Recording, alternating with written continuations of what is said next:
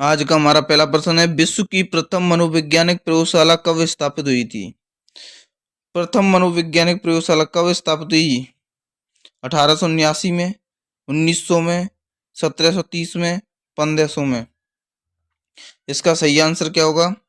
1879 में स्थापित हुई थी दोस्तों। 1879 में स्थापित हुई थी। ऑप्शन ए इसका सही आंसर है।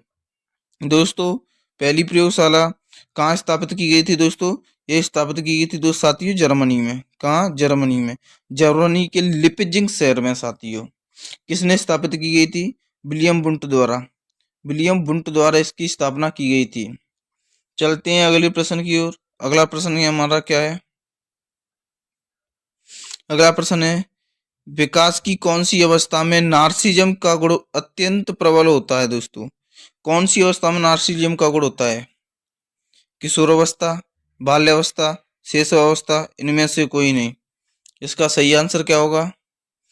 इसका सही आंसर होगा दोस्तों, शैशवावस्था में किसकी भावना पाई जाती है? नार्सिज्म की गुण पाया जाता है। ऑप्शन सी इसका सही आंसर है।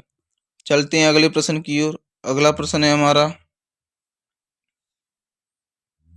निम्नलिखित में से कौन सा एक सीएस अधिगम सिद्धांत से संबंधित है? खुद से सीएस अधिगम सिद्धांत से कौन सा संबंधित है? Thorndike, Skinner, Pavlov, Bruner. Comment करते जाना साथियों, आप पर आ रहे हैं वो प्रश्नों के लिए। इसका सही आंसर क्या होगा साथियों?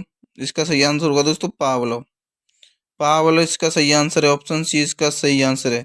इसे शास्त्रीय अनुबंधन सिद्धांत कहते हैं साथियों। शास्त्रीय अनुबंधन सिद्धांत भी कहते हैं दोस्तों। चलते हैं अगले प्रश्न की ओर। अगला प्रश्न क्या है हमारा? चौथा प्रश्न है, मनोविश्लेषणात्मक सिद्धांत के जनक किनको माना जाता है?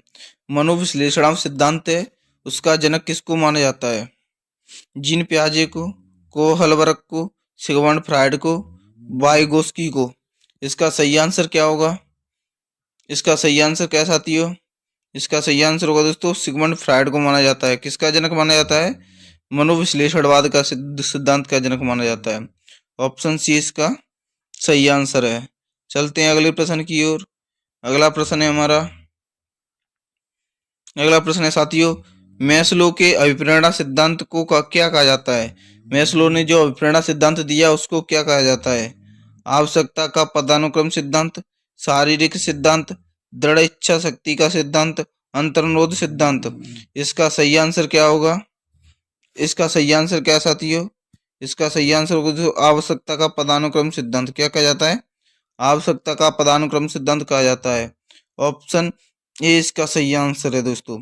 इस सिद्धांत में मैस्लो द्वारा 5 आवश्यकताएं, मूलभूत 5 आवश्यकताएं बताई गई थी साथियों। चलते हैं अगले प्रश्न की ओर। अगला प्रश्न क्या है हमारा? अगला प्रश्न दोस्तों, भारत में शिक्षा के अधिकार के लिए पहले किसे दिया गया था दोस्तों? पहल किसने की थी दोस्तों? दादा भाई नौरोजी ने, जाकिर हुसैन ने, गोपाल कृष्ण गोखले ने, राजीव गांधी ने। किसने पहल की? इसका सही आंसर होगा दोस्तों, गोपाल कृष्ण गोखले ने पहल की थी। ऑप्शन सी इसका सही आंसर है। चलते हैं अगले प्रश्न की ओर। अगला प्रश्न क्या है हमारा? अगला प्रश्न है, एक 8 वर्षीय बालक अपने छोटे भाई की तरह घुटनों पर चलता है, ये उदाहरण किसका है? एक बालक है जो 8 वर्षीय, वो अपने छोटे भाई को देखकर घुटनों पर चलता है, ये उदाहरण किसका है? प्रतिगमन का, युक्तिकरण का, दमन का, क्षतिपूर्ति का। इसका सही आंसर क्या होगा? इसका सही आंसर होगा दोस्तों प्रतिगमन का। इसका सही आंसर क्या है? प्रतिगमन का। ऑप्शन ए इसका सही आंसर है। चलते हैं अगले प्रश्न की ओर। अगला प्रश्न है हमारा, ADHD का अर्थ क्या है दोस्तों? ADHD का अर्थ क्या है? वाचन कठिनाई वाले बालक, श्रवण दुर्बलता वाले बालक, ध्यान विकास वाले बालक। दोस्तों ये विकास नहीं है, इसे विकार है। ध्यान विकार वाले बालक, दृष्टिहीनता वाले बालक। इसका सही आंसर क्या होगा?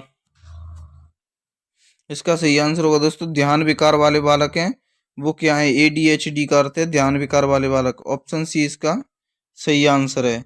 चलते हैं अगले प्रश्न की ओर। अगला प्रश्न क्या है हमारा? निम्नलिखित में से कौन सा सृजनात्मकता की ओर ले जाता है? सृजनात्मकता की ओर कौन ले जाता है? सामवेगिक चिंतन, अभिसारी चिंतन, अपसारी चिंतन या हेमवादी चिंतन? इसका सही आंसर क्या होगा? इसका सही आंसर क्या होगा साथियों? इसका सही आंसर होगा दोस्तों को अपसारी चिंतन ले जाता है। किसकी ओर? सृजनात्मकता की ओर अपसारी चिंतन। ऑप्शन सी इसका सही आंसर है।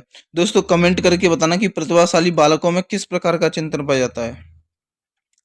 प्रतिभाशाली बालकों में किस प्रकार का चिंतन पाया जाता है? सभी साथी कमेंट करेंगे। अगला प्रश्न है हमारा, पिछड़े बालकों की बुद्धि लब्धि होती है। जो बालक पिछड़े होते हैं उनकी बुद्धि लब्धि कितनी होती है साथियों? 100 से अधिक, 80 से 90 के बीच में, 70 से कम, उपरोक्त में से कोई नहीं। इसका सही आंसर क्या होगा साथियों? इसका सही आंसर होगा दोस्तों वो होगा 80 से 90 के बीच में होती है। पिछड़े बालकों की बुद्धि लब्धि कितनी होती है? 80 से 90 के बीच में। ऑप्शन बी इसका सही आंसर है साथियों। चलते हैं अगले प्रश्न की ओर। अगला प्रश्न है हमारा 11वां प्रश्न क्या है, निम्न में से थोंडाई के अनुसार बुद्धि का एक प्रकार नहीं है। थोंडाई ने जो बुद्धि के प्रकार दिए हैं उनमें से कौन सा प्रकार नहीं है? यांत्रिक बुद्धि, सामाजिक बुद्धि, अमूर्त बुद्धि, मूर्त बुद्धि। इसका सही आंसर क्या होगा साथियों? थोंडाई ने यांत्रिक बुद्धि बताई साथियों। बुद्धि के थोंडाई ने कितने प्रकार बताए थे? 3 प्रकार बताए थे, जिनमें यांत्रिक बुद्धि है शामिल थी दोस्तों। सामाजिक बुद्धि भी शामिल है दोस्तों। अमूर्त बुद्धि ये भी शामिल है, जबकि दोस्तों मूर्त बुद्धि ये थोंडाई का प्रकार नहीं है दोस्तों। ऑप्शन डी इसका सही आंसर है। चलते हैं अगले प्रश्न की ओर। अगला प्रश्न है हमारा, सामूहिक अचेतन का संप्रत्यय किसने दिया? सामूहिक अचेतन का संप्रत्यय है वो किसने दिया? फ्रायड ने, एडलर ने, युंग ने, हर्नी ने। इसका सही आंसर क्या होगा? इसका सही आंसर है दोस्तों युंग ने दिया था। किसने? युंग ने। ऑप्शन सी इसका सही आंसर है। चलते हैं अगले प्रश्न की ओर। अगला प्रश्न क्या कह रहा है हमारा, जो दोस्तों प्रासंगिक अंतर्बोध परीक्षण व्यक्ति को मापने की विधि है दोस्तों। जो दोस्तों टीएटी टेस्ट है वो व्यक्तित्व को मापने की विधि है। आत्मनिष्ठ विधि, वस्तुनिष्ठ विधि, प्रक्षेपी विधि है, प्रयोगात्मक विधि है। इसका सही आंसर क्या है? इसका सही आंसर होगा दोस्तों कैसी विधि है? प्रक्षेपी विधि है। टीएटी टेस्ट कैसा विधि है? एक प्रक्षेपी विधि है। ऑप्शन सी इसका सही आंसर है। चलते हैं अगले प्रश्न की ओर। अगला प्रश्न क्या है हमारा 14वां प्रश्न क्या है, पर्सनैलिटी शब्द किस भाषा के मूल से लिया गया है? पर्सनालिटी शब्द है जो किस भाषा के मूल से लिया गया है? अंग्रेजी के, लैटिन के, रोमन के, जर्मन के। इसका सही आंसर क्या होगा? इसका सही आंसर होगा दोस्तों लैटिन भाषा के शब्द से लिया गया है। ऑप्शन बी इसका सही आंसर है। दोस्तों एक कमेंट और करके बताना कि पर्सनालिटी है वो उसका मूल भाषा क्या है। जैसे दोस्तों पर्सनालिटी किस मूल भाषा लैटिन भाषा के शब्द से लिया गया है। लैटिन भाषा का मूल शब्द क्या है साथियों? कमेंट करके बताना। अगला प्रश्न है हमारा, नई शिक्षा नीति 2020 को लागू करने वाला भारत का पहला राज्य कौन सा है? इनमें से कौन सा है दोस्तों भारत का पहला राज्य जो नई शिक्षा नीति एनईपी 2020 को क्या की थी दोस्तों? एनईपी 2020 2020 लागू की थी दोस्तों। कौन सा है? केरल है, तमिलनाडु है, कर्नाटक है, राजस्थान है। इसका सही आंसर क्या होगा साथियों?